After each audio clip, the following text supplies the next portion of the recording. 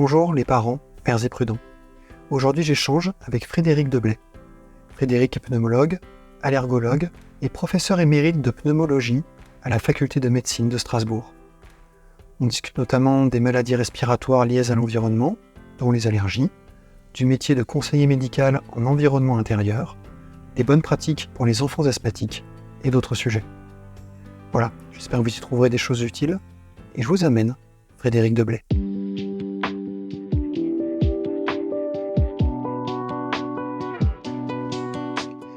Aujourd'hui, je suis avec Frédéric Deblay. Frédéric, merci de te joindre à moi. Bonjour, merci. Je souhaitais échanger avec toi à propos de l'un de tes domaines d'expertise, à savoir les maladies respiratoires liées à l'environnement, dont les allergies, un thème qui présente de forts enjeux pour les enfants. Alors avant qu'on débute, est-ce que tu souhaiterais indiquer des liens d'intérêt au regard de la thématique santé environnementale, des liens que tu penses importants que les personnes qui nous regardent aient en tête en nous écoutant échanger?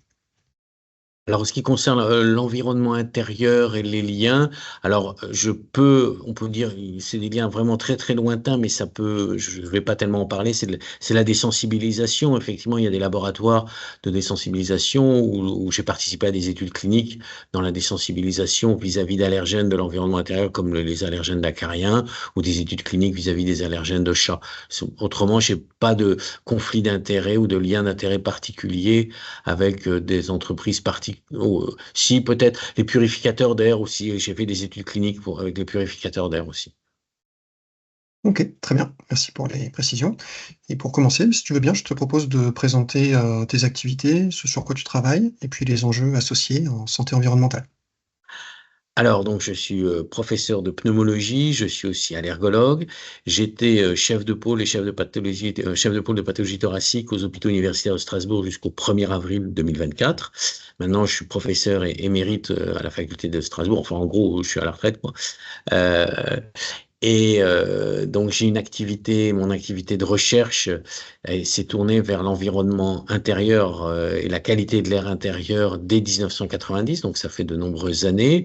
Je m'intéresse aussi beaucoup à l'environnement professionnel. J'ai coordonné, pardon, une cohorte au niveau européenne de 1 300 patients qui avaient un asthme professionnel et on a travaillé sur les mécanismes de l'asthme professionnel. Je me suis aussi intéressé à une certaine époque à l'environnement extérieur, au rôle de l'environnement extérieur. Et comme allergologue, bien sûr, je m'intéresse aux allergies liées à l'environnement intérieur, les cofacteurs qui vont pouvoir intervenir. Et en même temps, j'ai développé un métier qu'on appelle les conseillers médicaux en environnement intérieur, ça depuis de nombreuses années, puisque ça date de 1991. Et plus récemment, en 2017, j'ai créé une chambre d'exposition aux allergènes de l'environnement qui permet de développer de nouveaux médicaments dans l'allergie. Oui, moi j'ai découvert tes travaux sur cette thématique de l'air intérieur et des potentiels facteurs de risque d'allergie. Je faisais de la biblio pour des évaluations de risque sur divers types de désodorisants. Et je me rappelle avoir croisé des publications. En fait, je sais pas comment dire, tu sprayais, tu enclenchais des sprays d'huiles essentielles, enfin de sprays à base d'huiles essentielles avec des, des prétentions à assainir l'air intérieur. Et de mémoire, Exactement. ces études concluaient que c'était certainement une fausse bonne idée pour les personnes asthmatiques. Tout à fait. Ça a libéré des milligrammes par mètre cube de composés organiques volatiles, qui est des choses tout à fait importantes comme concentration. Ouais. Mais d'ailleurs, tu parlais des asthmatiques. Pour ceux qui sont pas trop familiers sur les mécanismes sous-jacents, est-ce que tu peux nous rebriefer sur les essentiels à savoir sur ces aspects? Alors en fait, ce qu'il faut comprendre, c'est qu'un allergique, et puis on reviendra aussi aux asthmatiques, rhinitiques ou les gens qui ont une conjonctivite, finalement, les allergiques ont une anomalie génétique, c'est-à-dire que leur membrane comment dire, de relation avec l'extérieur, c'est-à-dire la barrière en lien avec l'extérieur, c'est-à-dire les yeux, donc notre conjonctivite, le nez, la rhinite, c'est-à-dire la muqueuse qui se trouve dans le nez, les bronches, la paroi des bronches, ou même le tube digestif pour les allergiques qui ont des allergies alimentaires, leur barrière est trop perméable. Et donc, étant trop perméable, elle est génétiquement prédisposée, c'est-à-dire qu'il y a une anomalie qui fait que ces barrières sont trop perméable. Donc, les polluants, les agresseurs vont rentrer plus facilement déjà. Ça, c'est la première conséquence. C'est-à-dire que les allergènes, mais ça peut être aussi les virus, mais ça peut être aussi les polluants chimiques, vont pénétrer plus facilement au travers de cette barrière et donc vont arriver à l'intérieur de notre système et vont stimuler notre système immunitaire, peuvent entraîner une inflammation chronique qui s'auto-entretient. De plus, il y a ce qu'on appelle le stress oxydant, c'est-à-dire que par exemple les polluants chimiques qu'on va pouvoir rencontrer dans l'environnement extérieur ou dans l'environnement intérieur déclenchent des phénomènes inflammatoires qui mettent en jeu justement ce qu'on appelle, c'est des radicaux libres qui stimulent l'inflammation. Et ces muqueuses se défendent mal. Les muqueuses des allergiques se défendent très mal, là encore pour des raisons génétiques, se défendent mal contre ce stress oxydant. Et donc, en fait, on a des gens qui vont avoir une barrière avec l'extérieur qui est anormalement perméable. Sur le plan clinique, ça va pas s'exprimer tout de suite. C'est-à-dire que vous naissez allergique, on meurt allergique, mais l'expression de la maladie, c'est-à-dire l'asthme allergique, la rhinite, la conjonctivite, ne va survenir peut-être que 10, 15 ans, 20 ans plus tard. Ou peut-être 5 ans plus tard, 5 ans après la naissance. Et c'est vrai que les formes les plus graves, très vite, vous avez des bébés, des nourrissons qui déclenchent des rhinites allergiques. Alors ceux-là, ils sont entre guillemets dans le mauvais couloir parce que très souvent leurs symptômes débutent très tôt, ils persistent après l'âge de 6 ans, ils persistent après l'âge de 15 ans. Et généralement, on a des études épidémiologiques qui montrent que à 42, 45 ans, ce sont des gens qui ont des asthmes sévères. Donc, c'est vraiment quelque chose à bien comprendre, c'est que l'allergie, entre guillemets, on a une anomalie des barrières, mais l'expression de la maladie peut varier. Vous avez des gens qui disent, mais je comprends pas, je deviens allergique à l'âge de 30 ans, qu'est-ce qui s'est passé? Mais il était, entre guillemets, déjà, leur muqueuse était déjà favorable à ça, mais ça s'est exprimé que plus tardivement. Oui, je voulais mettre en parallèle la sensibilité qui est liée aux aspects génétiques dont tu parlais. Et je me souviens, j'avais eu un échange avec Isabella Anesi-Maezano qui m'expliquait que quand on regardait la prévalence et son évolution sur les quelques décennies qui viennent de s'écouler, enfin, la dynamique était telle que il y avait forcément des facteurs environnementaux qui jouaient un rôle important, éventuellement en interaction avec les gènes. Ça m'intéressait d'avoir ton avis sur ces aspects, quoi. Ah, c'est tout à fait ça. Pour expliquer, alors, en Occident, ce qu'on a observé, c'est qu'entre 1980 et 2000, les maladies allergiques ont doublé. C'est-à-dire que l'asthme a doublé, la rhinite a doublé, la conjonctivite a doublé. Alors, on a même des chiffres très précis. Nous, dans le Bas-Rhin, en 1976, il y avait un pneumologue qui s'intéressait au tabac, ce qui était assez rare à l'époque. Il a fait une grande enquête auprès de 10 000 adolescents, 13, 14 ans, et il y avait une question sur l'asthme. Et il y avait 4% d'asthmatiques. Nous, on a refait des enquêtes dans les années 90, on était à 12%. Donc, on a vraiment des chiffres très précis, ça a plus que doublé. Alors, après 2000, ça continue un petit peu d'augmenter, mais on a déjà une fréquence tellement importante. Par exemple, pour donner un chiffre, la rhinite allergique, on arrive jusqu'à 25% de la population générale. Pour l'asthme, on est à 7%. Donc, ce sont des maladies excessivement fréquentes. Donc, évidemment, elles ne peuvent pas doubler tous les 10 ans, parce que là, ça devient... Et donc, il y a bien entendu il y a une part environnementale qui joue et il y a une part génétique. Alors, c'est là la question. Est-ce que cette part génétique, est-ce que c'est pas de l'épigénétique? Autrement dit, est-ce que l'environnement n'est pas intervenu justement sur l'expression des gènes? Et c'est comme ça que ces personnes sont devenues allergiques. Alors, j'en veux pour preuve, il y a des travaux très intéressants en Californie chez des petits-enfants. On voit que les petits-enfants qui sont dans des endroits pollués ont été exposés enfin, je veux dire, il y a eu un phénomène d'épigénétique. L'expression, justement, cette défense vis-à-vis des radicaux libres, elle a été altérée chez ces enfants-là et qu'on n'a pas retrouvé chez des enfants qui n'étaient pas exposés à la pollution. Ce qui nous a fait dire, et avec Isabella, et c'est elle qui l'a montré puisqu'elle dirigeait ces études ISAC, que l'exposition aux particules diesel était un facteur d'apparition des maladies allergiques. Pendant très longtemps, quand on m'interviewait, je disais, bah non, les particules diesel, on sait que ça, si vous êtes allergique, ça aggrave vos symptômes. Par contre, on ne sait pas si c'est capable d'induire, enfin, de l'apparition d'une allergie. Maintenant, on a la réponse, on a les données, ça augmente ça entraîne l'augmentation des maladies allergiques. Oui, Isabella avait notamment fait des études en lien avec ces aspects et les écoles que je trouvais, enfin, que j'avais Exactement, pris tout beaucoup de à fait. plaisir à lire. Donc, bon, on voit qu'il y a des enjeux aussi bien en termes d'ampleur de population concernée, en termes de pénibilité. Et donc, bah, pour les jeunes parents qui nous écoutent, typiquement, je voulais savoir au regard des résultats que tu as pu obtenir dans tes travaux et puis d'une manière plus générale de ta maîtrise de la littérature scientifique sur le sujet, qu'est-ce qu'on peut leur conseiller comme action concrète à mettre en œuvre dans leur vie de famille pour améliorer la situation sur ces aspects? Alors, s'ils ont un enfant allergique, s'ils ont un enfant allergique, il est évident que, premièrement, il faut déjà qu'il y ait un diagnostic allergologique le plus précis possible. Donc, il faut aller voir un allergologue et qu'il ait posé un diagnostic d'allergie. Donc, si l'enfant est allergique, c'est une personne qui va avoir une muqueuse, une barrière vis-à-vis de l'extérieur qui va être un peu perméable, donc il va être à risque. En fonction de l'allergène vis-à-vis duquel l'enfant est sensibilisé, si on prend l'environnement intérieur, puisqu'on parle d'environnement intérieur, si c'est par exemple les acariens, on va pouvoir proposer des mesures d'éviction des allergènes des acariens, c'est-à-dire enlever les allergènes des acariens. Faire une chambre anti-acarien, c'est quelque chose de très simple. C'est mettre une housse autour du matelas, avoir un semi-alate, avoir un sol lisse, ne pas avoir 50 peluches, peut-être si c'est avoir une peluche, mais la laver régulièrement, l'oreiller de la même façon, et puis ventiler. Et donc ça, c'est le maître mot, c'est que effectivement, depuis la crise du pétrole des années 70, depuis le début des années 80, on a tout doucement confiné nos logements.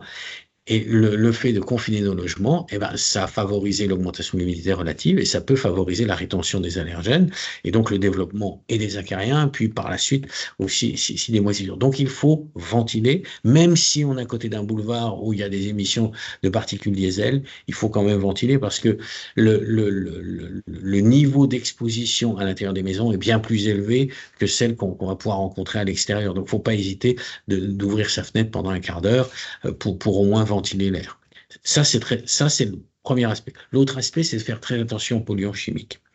Les polluants chimiques, on a montré, et de façon expérimentale et sur le plan épidémiologique, qu'il y a une synergie entre les allergènes, donc un enfant qui, par exemple, a un asthme allergique aux acariens, il est exposé aux acariens, ça lui donne des symptômes, mais si en même temps, il est exposé à certains composés organiques volatiles, comme des déodorants, comme des huiles essentielles, et tu as fait allusion à ces huiles essentielles, ces polluants chimiques vont aggraver c'est-à-dire qu'il va réagir pour des concentrations d'allergènes d'acariens plus faibles. Ça, on l'a démontré expérimentalement. Donc, il y a véritablement, il faut concevoir l'environnement intérieur comme une espèce de biotope. C'est un mélange de polluants, des polluants biologiques comme les allergènes, des polluants chimiques comme les huiles essentielles, les déodorants, les terpènes, le formaldéhyde. Faut tenir compte aussi, il peut y avoir les moisissures vont libérer des toxines, Les mycotoxines, oui. des mycotoxines, exactement, vont libérer des composés organiques volatiles qui, elles aussi, peuvent être volontaires. Et je parle des moisissures parce que on a eu, maintenant qu'on a de la ventilation double flux, c'est-à-dire qu'on a confiné encore plus les maisons et qu'on fait de la ventilation double flux qui malheureusement doit être entretenue, on voit une efflorescence, une augmentation des problèmes de moisissure à l'intérieur des maisons en France. Moi, je me souviens quand j'ai commencé, ce phénomène d'exposition aux moisissures était surtout on le retrouvait beaucoup en Scandinavie, au nord de l'Europe. Et maintenant, on commence à le retrouver. Nos conseillers en environnement intérieur nous le disent, il y a de plus en plus de problèmes de moisissure dans les logements. Donc voilà, donc c'est pour les parents le message, un enfant allergique, il faut essayer de le mettre dans un endroit donc allergique aux acariens, le mettre dans un endroit, sa chambre, je vous l'ai décrite, elle est simple, l'avoir le moins possible d'interaction avec, je veux dire, des polluants de type des déodorisants ou des produits de pur essentiel qui soi-disant vont améliorer les choses, ventiler, ouvrir les fenêtres et ventiler. Voilà. Ne pas faire sécher effectivement le linge à l'intérieur dans sa chambre qui va augmenter l'humidité relative. Voilà. Ça, c'est pour les acariens. Maintenant, les animaux, c'est sûr que un enfant qui a un asthme allergique au chat, il ne faut pas avoir de chat. On sait que ça va favoriser l'apparition des symptômes d'asthme, mais de façon grave. Je suis quand même à dire que les deux patientes qui ont vraiment fait des crises d'asthme très sévères, c'était des patientes qui étaient asthmatiques, allergiques au chat, et qui ont été en contact avec un chat, lors du contact avec le chat, elles ont eu véritablement des symptômes d'autant plus sévères que ça a entraîné leur décès. Donc c'est pas de la rigolade l'asthme au chat, c'est elles avaient 25 ans. Voilà, donc c'est des choses auxquelles il faut penser. Donc là aussi, il faut penser quand les parents vont avoir un enfant qui va être allergique.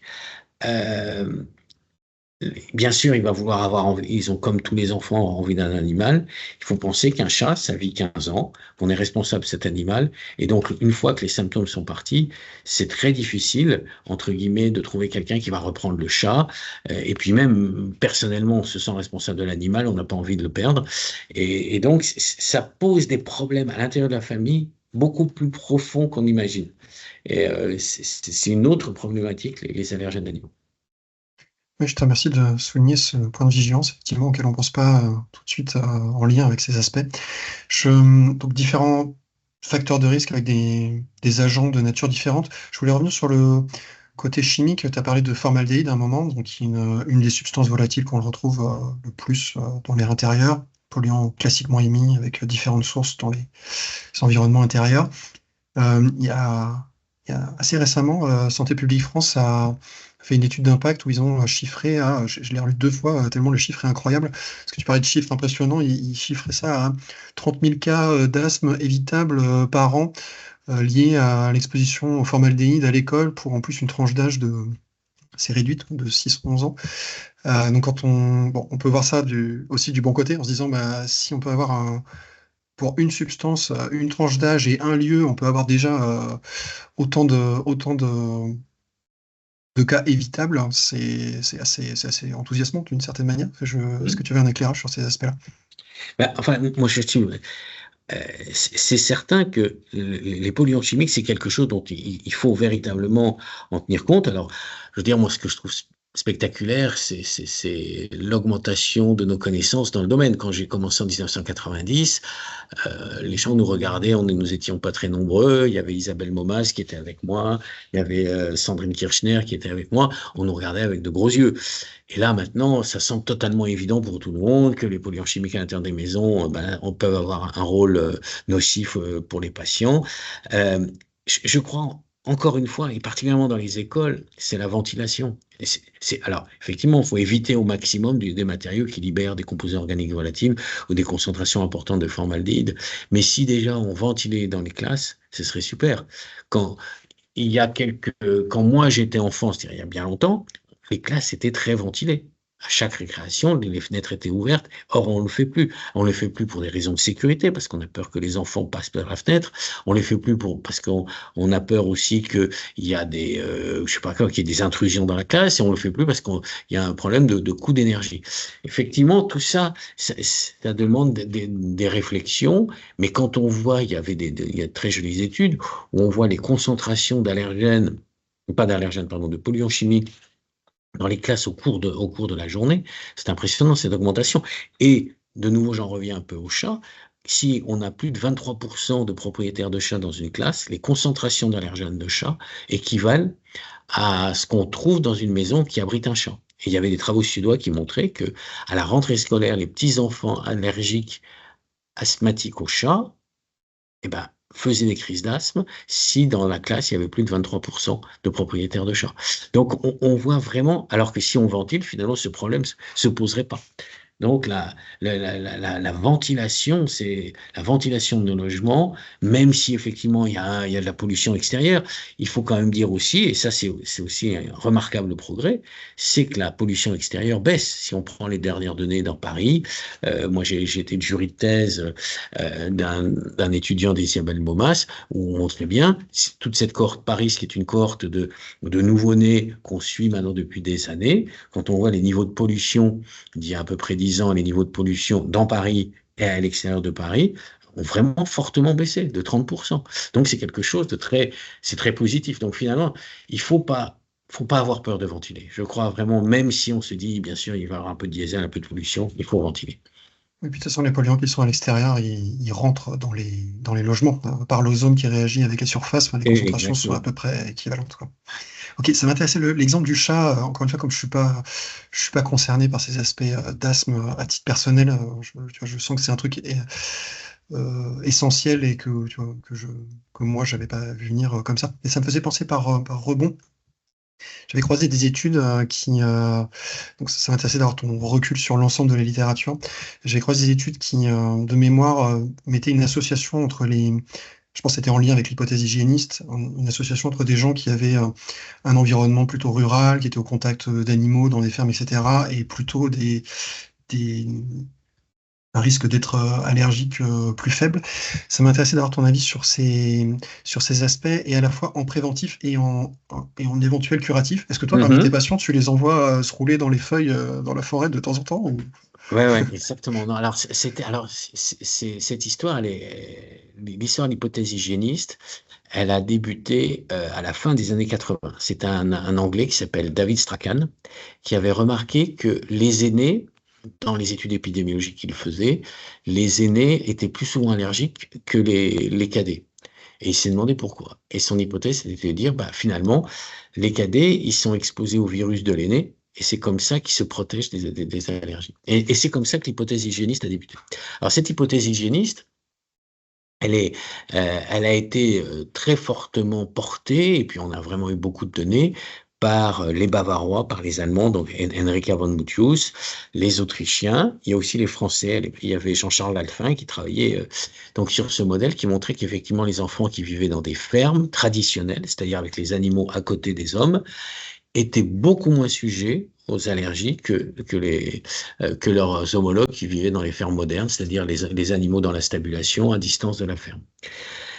Et puis, l'étude auquel tu fais allusion, c'est les études qui ont été faites en Amérique du Nord avec les populations amish, toutes ces populations qui vivent traditionnellement et qui effectivement avaient moins d'allergies que les autres. Et alors, d'un point de vue préventif, disons que si on veut, alors il y a normalement des critères très clairs pour déterminer, pour dire qu'un facteur environnemental est responsable d'une maladie. C'est ce qu'on appelle, c'est les critères de Bradford Hill, c'est un épidémiologiste anglais, qui a démontré que le tabac était responsable du cancer du poumon dans une cohorte de médecins généralistes qu'il a suivi 15 ans. Donc là, on pourrait se dire, préventivement, il faut qu'on ait un petit cochon, est-ce qu'on doit avoir un petit cochon avec soi pour qu'il libère des endotoxines et que l'enfant soit pas allergique. Le problème, c'est que les choses sont pas, comme toujours, aussi claires que ça. C'est-à-dire, en fonction de ton patrimoine génétique et de tes récepteurs aux endotoxines, tu vas être plus ou moins répondeur et ça va plus ou moins te protéger. Donc, si les choses sont pas aussi simples. Alors après, maintenant, ça a quand même un intérêt sur le plan peut-être dans le futur, c'est que on peut se dire que jusqu'à maintenant, on n'est jamais arrivé à le démontrer avec les différents médicaments.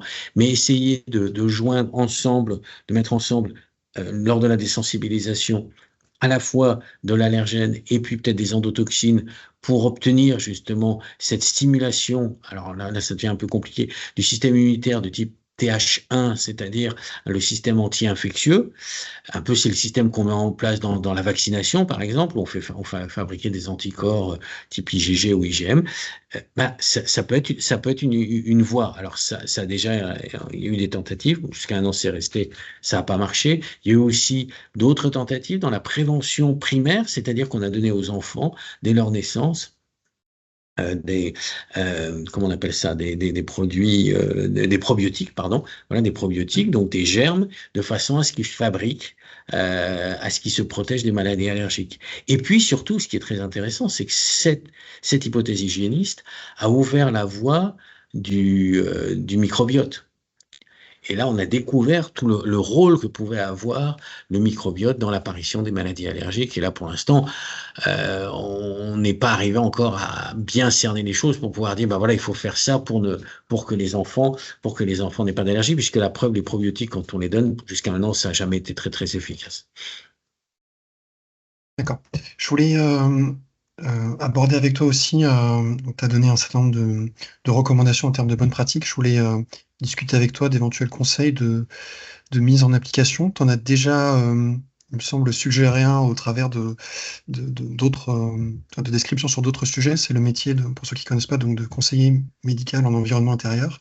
Mhm. Si j'ai bien compris, c'est un métier dont tu es à l'origine ou dont tu fais partie des personnes qui sont à l'origine de la création. Ça m'intéressait que tu présentes pour ceux qui ne connaissent pas, et puis ça Ouais. m'intéressait aussi d'avoir ton avis sur l'évolution de ce métier. J'ai vu un papier il n'y a pas longtemps qui est sorti dans ERS qui faisait un bilan à Paris, où maintenant ils faisaient des espèces de pré-consultations en ligne avant de se déplacer. Enfin, ça m'intéressait d'avoir ton avis global sur Mhm. l'évolution du métier. Alors oui, c'est effectivement un métier oui, que j'ai un peu créé en 1991 avec Martinotte, donc la première conseillère en environnement intérieur. En fait, l'historique de l'affaire est la suivante. On avait une étude, et alors là, c'était avec mon patron qui est maintenant à la retraite depuis un certain nombre d'années, qui s'appelait Gabriel Pougy. C'était une étude où on appréciait l'efficacité d'un produit acaricide. On traitait des maisons, donc c'était 20 maisons, on les traitait avec un produit acaricide pendant les acariens, et 20 maisons on ne traitait pas, et donc chez les patients allergiques aux acariens. Et donc il fallait qu'il y ait quelqu'un qui se rende au domicile pour mettre en place le produit de façon standardisée, le plus standardisée possible. C'est comme ça qu'on a engagé Martinotte à l'époque, qui était toute jeune, qui sortait de l'école des conseillères économiques, sociales et familiales. Et donc, l'étude en elle-même n'a pas été très positive. Par contre, ce qu'on en a tiré, c'est que si on voulait faire de l'éviction, si on voulait enlever les allergènes et si on voulait que ça soit efficace, il fallait que ça soit global. Et pour pouvoir faire quelque chose de global, ben, il fallait se rendre au domicile des gens parce que un médecin dans son cabinet, d'abord, il pose pas les bonnes questions. Il sait jamais dans quoi les gens vivent. Et les gens lui répondent, les patients répondent plus ou moins précisément, alors volontairement ou involontairement. Bref, on n'a jamais une idée vraiment précise. Donc, si on veut faire l'éviction, il faut se rendre au domicile. Et c'est comme ça que quand je suis rentré des États-Unis en 91, j'ai dit, on avait fini l'étude, et j'ai dit à Martine, ben voilà, on va essayer de créer ce métier de conseiller en environnement. Et donc, on est parti comme ça. Ça se passe comment? Ben, le conseiller en environnement intérieur se rend chez un patient qui peut. Alors à l'époque, c'était surtout des asthmes allergiques aux acariens, c'était surtout les allergènes. Puis progressivement, ça s'est développé. Maintenant, on intervient pour des gens qui se plaignent de leur environnement intérieur, c'est-à-dire ils ont l'impression d'être malades à cause de leur environnement intérieur, ou par exemple des greffés pour éviter qu'ils attrapent des aspergilloses, donc c'est une maladie donc liée à une moisissure qui peut être très grave, ou chez des patients qui ont des chimiothérapies, qui sont immunodéprimés. Donc, oui, on voit très bien que le spectre s'est fortement élargi. Donc, le conseiller fait un audit de qualité de l'air, c'est un grand mot pour dire, bon, bah, il va mesurer la présence des allergènes, est-ce qu'il y a des moisissures, est-ce que c'est bien ventilé, comment se fait la qualité quelle est la qualité de l'air intérieur. À l'issue de ça, il va faire un rapport. Et il y a un point très important, c'est que je me suis toujours battu pour que les conseillers en environnement intérieur ça soit les médecins qui font appel. C'est une prescription médicale. Parce qu'au même moment, dans les années 90, en Allemagne s'est développé aussi un peu une idée un peu semblable. Il y avait des techniciens, donc c'était des boîtes privées, il suffisait de décrocher son téléphone, les techniciens venaient chez vous, ils venaient mesurer, et voilà. Et alors après, le pauvre malade était avec sa feuille de résultat, et il montrait au médecin généraliste, son médecin qui dit, bah, écoutez, j'en sais rien du tout. Voilà, on voyait pas. Ce qui est très important, c'est la pathologie et l'environnement. C'est-à-dire qu'il faut qu'il y ait une expertise médicale qui dise il y a un lien avec l'environnement, il y a peut-être un lien avec l'environnement intérieur. Donc, ces conseillers, ils interviennent, c'est une aide au diagnostic, parce que parfois on se dit, le patient décrit des symptômes dans son environnement intérieur, mais le médecin dans son cabinet, il n'arrive pas à savoir pourquoi. Donc, ils vont faire des mesures, mais elles vont aussi intervenir dans le traitement, dans l'éviction des allergènes. Et ça, par contre, on a vraiment des données très claires maintenant sur le plan scientifique, où on a démontré que ces conseillers en environnement intérieur sont à la fois efficaces sur le plan clinique, mais sur des grosses études, 900 patients, des enfants. Ça marche chez les enfants, chez les adultes, on n'a pas de données très précises. Non seulement c'est efficace sur le plan clinique, mais c'est coût efficace. Ce qui fait que dans certains États des États-Unis, les conseillers en environnement intérieur sont remboursés. Ce qui est malheureux un petit peu, c'est que si vous voulez, c'est quand même un truc qu'on a créé en France, que j'ai présenté aux États-Unis, que les Américains ont pris exactement le même modèle pour développer leurs études cliniques. Et heureusement qu'ils l'ont fait parce que ça a permis de démontrer que c'est cliniquement efficace. Et par la suite, ils ont obtenu dans certains États des remboursements par des assurances privées. Donc, ce qui veut bien dire qu'il y a quand même il y a un intérêt. Et malheureusement en France, depuis maintenant, 1900, non, c'est pas 1991, mais j'ai commencé le premier PNSE, c'était quand? C'était 2000 quelque chose. Milieu des années 2000, ouais, Ouais, milieu 2005. des années 2000, voilà. Donc, on parle déjà des conseillers en environnement intérieur dans le premier PNSE en disant qu'il faut le créer. Et nous sommes quelques années plus tard et on dit toujours il faut le créer. Alors, c'est pas du tout. euh, les politiques ont vraiment envie de nous aider. Mais ce qui est compliqué, c'est l'organisation des choses. C'est-à-dire que d'un côté, vous avez le ministère du Logement qui dit c'est la santé, puisque on s'intéresse à la santé des gens, et le ministère de la Santé qui dit c'est pas nous, c'est le logement. Parce que derrière tout ça, il y a des budgets. Et donc, chacun se renvoie un peu, c'est un peu la patate chaude. Et donc, on est coincé dans ce système-là. Et notre président, il y a quelques années, a beaucoup parlé de médecine environnementale. Les choses avancent doucement, en tout cas. Voilà. Et ça, c'est le magnifique exemple de la médecine environnementale, de la prise en charge. Ça existe, on l'a créé. En plus, on est les premiers à l'avoir créé. Et ça fait maintenant 30 ans que les choses n'avancent pas. Et c'est vraiment dommage. Alors, il y a quand même une étude qui s'appelle Ensévir, et ça, qui a été faite par, c'était le ministère de l'Environnement. Les résultats cliniques, l'étude n'a pas été faite aussi bien qu'on l'aurait voulu, parce la personne qui dirigeait l'étude a eu du mal à recruter. Enfin bref, toujours est-il qu'elle est quand même positive. Elle est même, l'aspect coût-efficacité est positif. Malheureusement, rien que pour donner un exemple, les résultats du travail qui a été fait sur l'aspect coût santé, le rapport a été remis au ministère de l'Environnement il y a plus d'un an. Moi, j'étais pas au courant, personne n'était au courant, et on l'a pas eu. Et je me souviens, j'ai rencontré des députés pour ça, pour la création des conseillers en environnement. Et ils ont envoyé des courriers au ministre de la Santé en disant, ce serait bien que ça sorte, ce truc. Voilà. C'est ça qui est vraiment très étonnant. On a un petit peu la lenteur, les difficultés. Mais j'ai toujours bon espoir qu'un jour ou l'autre, on arrive bien En tout cas, ça me semble tellement évident. Ça va tellement dans le bon sens et en plus, ça existe. Maintenant, on en a créé plus de 200. Alors, le problème, c'est qu'elles ont du mal à vivre, certaines. Je dis elles parce que c'est une majorité de femmes. C'est une majorité, elles ont du mal à vivre parce qu'il y a pas les structures, quoi, pour. Alors, comment est-ce qu'on peut évoluer? Je réponds à la question, comment ça peut évoluer de façon bien? Et en plus, on va pouvoir utiliser les big data. Par exemple, au niveau de la région Grand Est, la façon dont les conseillers en environnement font leur questionnaire, elles ont comment dire, elles ont une petite tablette, elles le remplissent tous de la même façon. Ce qui fait que maintenant, on a je crois qu'on a 2500 logements de patients asthmatiques qui se plaignent et on a, à chaque visite, il y a à peu près 80 ou 100 items qui sont remplis. Donc, on a des données incroyables. On peut faire des analyses des big data de façon incroyable. Donc, ça j'ai beaucoup d'espoir pour que là, on va avoir des choses beaucoup plus précises de ce qui se passe à l'intérieur des logements des Français qui sont malades, qui ont des asthmes allergiques ou qui ont de la rhinite ou qui se plaignent de leur environnement intérieur, qui ont un syndrome d'hypersensibilité chimique multiple, enfin, que sais-je. Et l'idée, ce serait que il y ait le même système qui serve pour toute la France, de façon à ce qu'on ait vraiment une cartographie entière de la façon dont les gens, enfin, des logements, des gens qui sont malades, peut-être en raison de leur logement.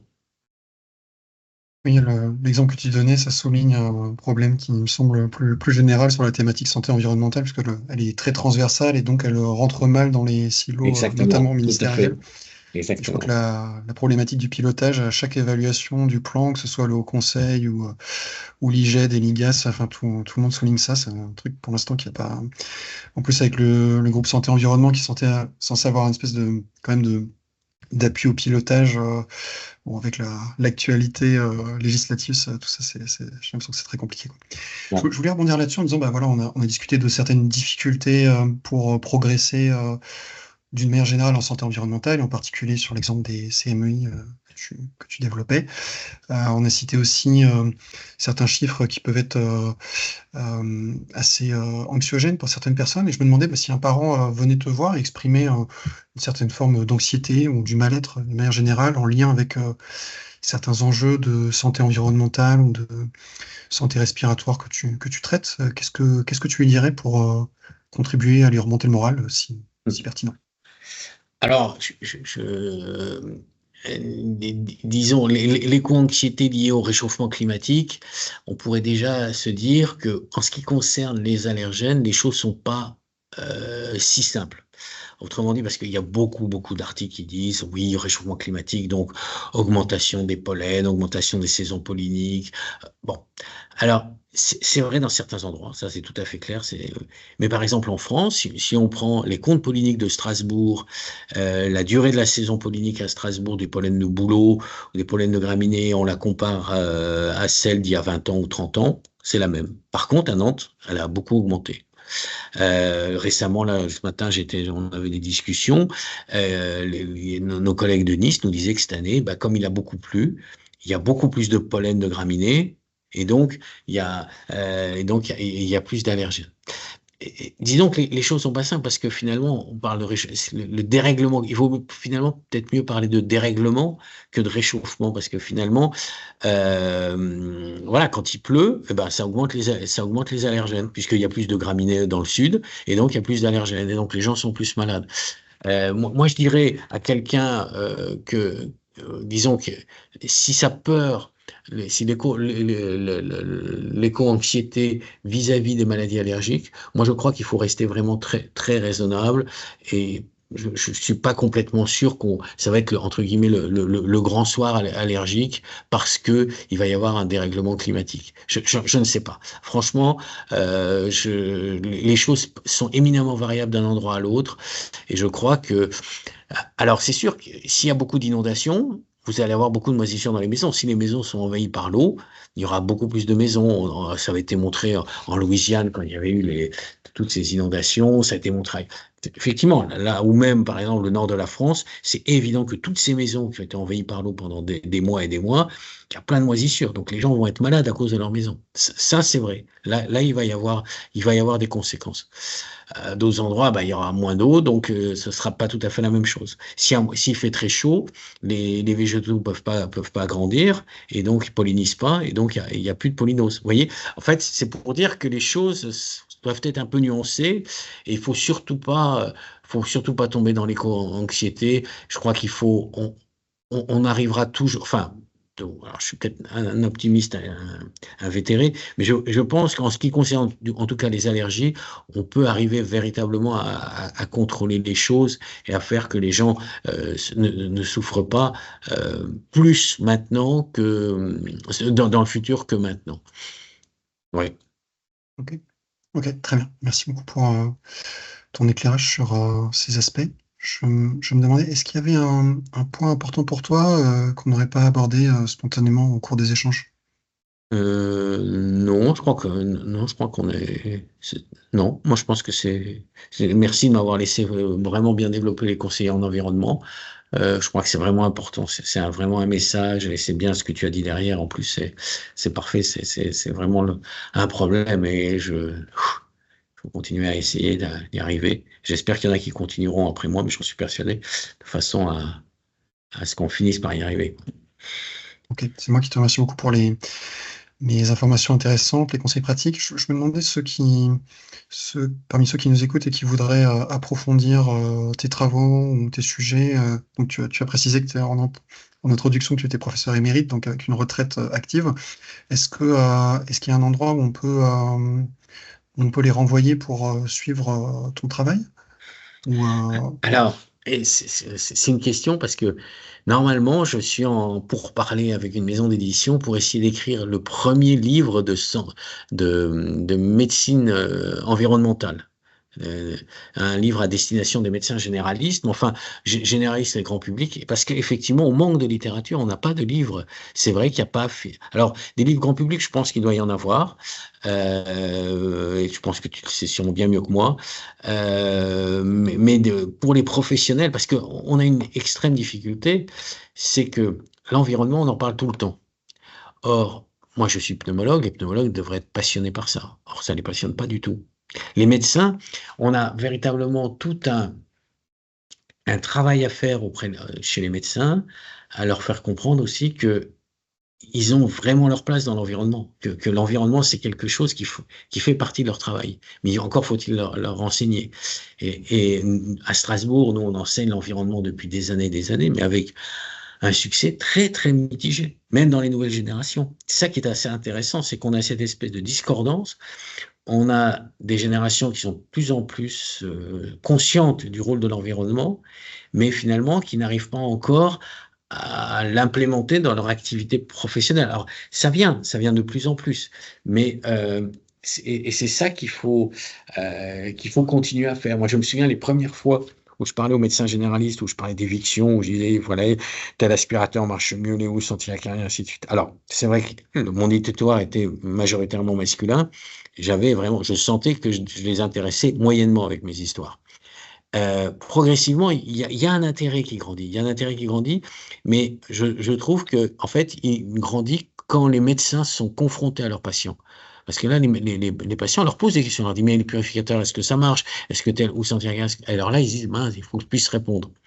Et on leur enseigne pas assez encore sur les bancs de la faculté. La médecine environnementale, ça devrait quasi être obligatoire. Enfin, je veux dire, il y a quand même, je peux me permettre de le dire, et je pense qu'il y a quelques enfin, des enseignements où c'est pas des langues mortes, mais c'est des langues semi-mortes qu'on continue à enseigner. Et on pourrait peut-être aller un peu plus dans le sens de l'environnement. Ouais, tout à fait. Je vois que la santé environnementale et sa place dans la formation de base des Ouais, médecins, ça aussi, c'est un gros serpent de mer des différents plans nationaux ouais, santé et exactement. environnement, quoi. Et dans cette dynamique, j'en profitais si jamais il y avait des professionnels de santé qui écoutaient cette vidéo. Il y a pas longtemps, sous la direction de Nathalie Bonvalot, il y a un ouvrage collectif sur les perturbateurs endocriniens qui a été publié là, il y a quelques mois aux presses de l'HESP qui est aussi à destination des professionnels de santé dans la Ah bien. dynamique que tu décrivais, quoi. Ouais, d'accord, Bah, très bien. Frédéric, encore à nouveau un grand merci d'avoir pris Eh le temps de ben, l'échange. Ça m'arrive d'être sur Strasbourg de temps en temps. Voilà, ce sera un plaisir de te ah croiser bah en écoute, vrai, en avec plaisir, complément, ouais, à ouais, bah, l'occasion. tout à fait. Merci Très bien. beaucoup en tout cas. Au revoir. Au revoir. Voilà pour cet entretien. Si vous paraît utile, vous pouvez liker, vous abonner et clocher, si ce n'est pas encore fait, pour que YouTube favorise sa diffusion. À très bientôt.